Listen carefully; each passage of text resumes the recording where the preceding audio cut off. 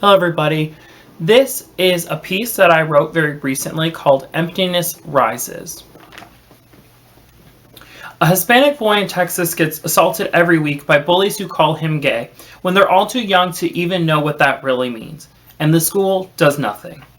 A beautiful little black girl sits in her closet pulling her hair and clawing at her scalp because she doesn't have pretty hair like all her dolls, and society refuses to disagree with the notion. There's a white boy in the city who is terrified of going to school because he is threatened every day over his pale skin.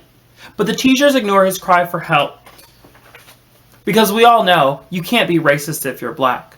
And deep down, their own subjugation fuels anger, and they think that's what the little cracker deserves anyhow. And his mom is so busy working 2 jobs she doesn't notice when he steals the handgun from her nightstand drawer.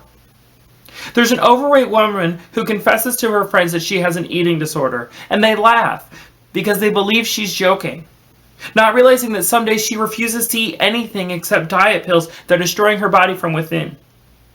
She's sick physically and emotionally, but she's not visibly unwell or dangerously anorexic, and so her condition goes untreated.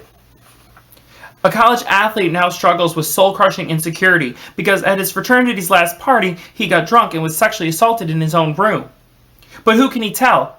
Who would believe him? We all know women can't rape men. Besides, didn't he have the strength to fight her off? And if he really didn't want it, then why did he get hard? Frankly, she was such a hottie, why is he even complaining? And his suffering continues in silence.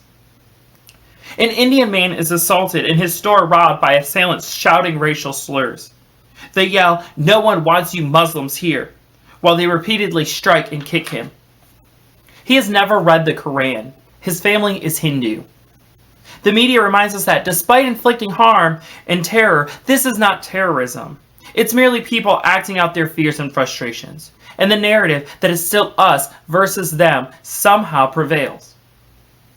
Another child is molested by a priest in another house of worship, prompting another news article that we skim through unmoved and unsurprised. Because we're preoccupied passing laws about which bathrooms transgender adults must use, we claim to care so much about our children's safety, and yet we refuse to address the things that threaten them the most, and rarely acknowledge their cries for help. Emptiness rises and fills our cups as we smile placidly and nod politely, reassuring ourselves that it's not our problem. That couldn't happen to us, not in our family, not in our neighborhood. But our complacency is complicity.